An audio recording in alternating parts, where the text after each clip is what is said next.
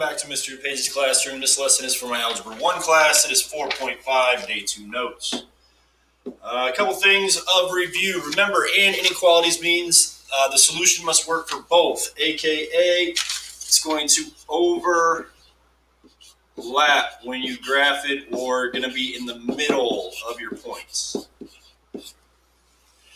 Or inequalities mean the solution only has to work for one, aka all of the areas that are included.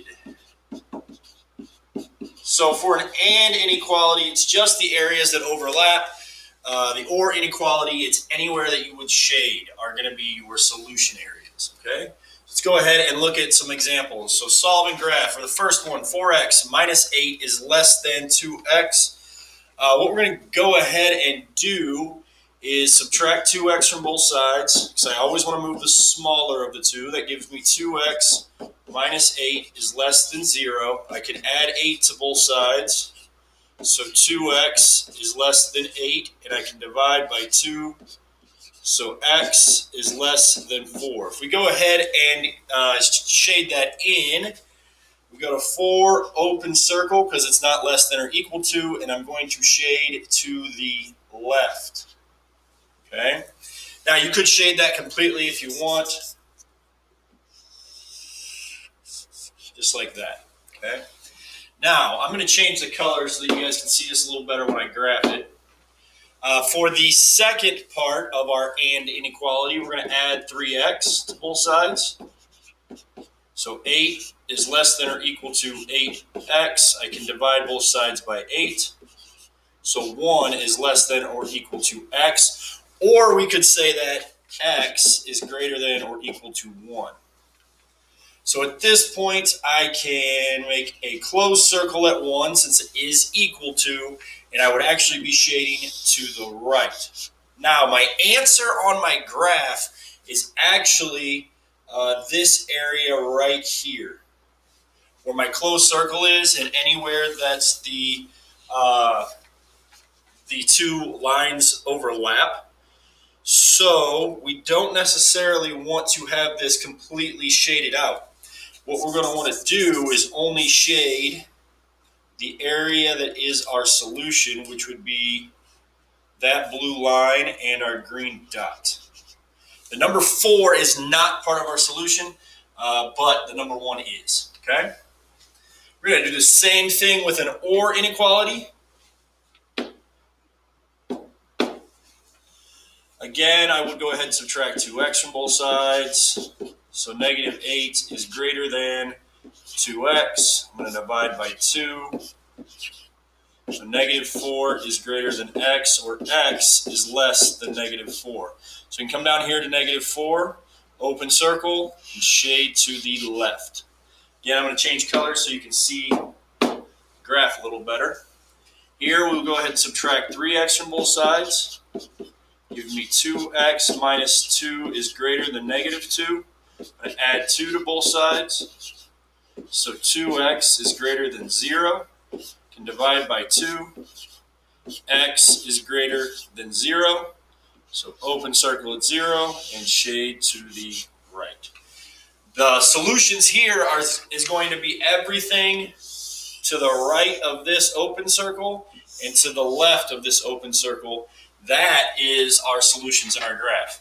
On the first graph, like I showed you, our solutions would just be the area in between. Okay? All right, now on to a story problem. So the art club is sponsoring a 4-day art show. Their goal is for the average attendance per day to be between 100 and 120 inclusive. When you see the word inclusive, what you're thinking is equal to. So greater than or equal to, less than or equal to, whatever.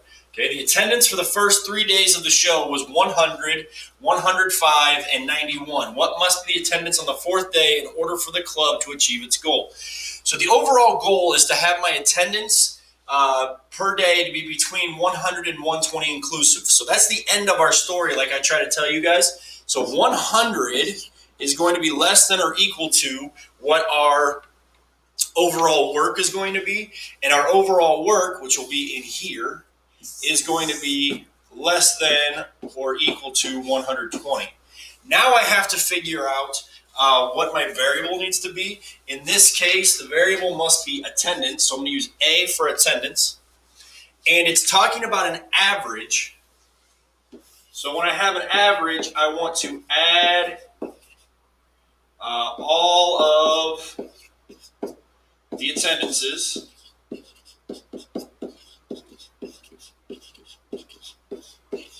So my attendance numbers are 100, 105, and 91. And then my fourth one is going to be my A. So I'm going to have 100 plus 105 plus 91 plus A. And then I divide by how many days there were. So I had 1, 2, 3, 4 days. So we go ahead and divide by 4. Now this is going to be an AND inequality. So what I want to do is I want to keep my middle to make two separate inequalities. So I'm going to use the first inequality, 100 is less than or equal to. I can add all those numbers up. So 100 plus 105 plus 91 is 296 plus my average over 4. It's probably a good idea actually to go ahead and add those before you split them into two separate inequalities like I just did there. Now I want to build two inequalities using 296 plus A over 4 in both of the inequalities. So it's 100 is less than or equal to 296 plus A over 4 and 296 plus A over 4 is less than or equal to 120. Okay? So the A in this problem is actually going to end up being the attendance on the fourth day. So what I can do now is go ahead and just solve my inequalities, multiply both sides by 4, which gives me 400 is less than or equal to 296 plus the fourth day's attendance. I can subtract 296 from both sides. So my attendance would have to be, at its smallest, 104 needs to be less than or equal to my attendance on the fourth day. So I have to have at least 104 people. To solve the other one, I do exactly the same thing. Multiply both sides by 4. I will cancel out my fraction, which I forgot to show you over here. 296 plus A is less than or equal to 480. And subtract the 296 from both sides. So A has to be less than or equal to 184. This is going to be an AND, so it has to be both situations. Okay?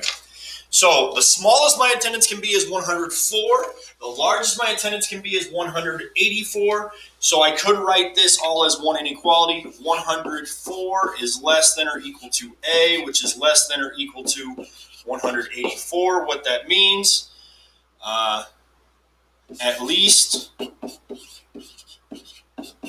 104 people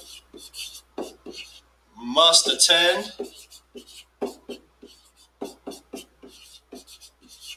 and at most 184 people can attend. Well, that is the end of our lesson. Make sure that if you have any questions over any of the things that I have shown you today, that you come to me and ask your questions or send me an email. Otherwise, thank you very much for watching the video and have a great day.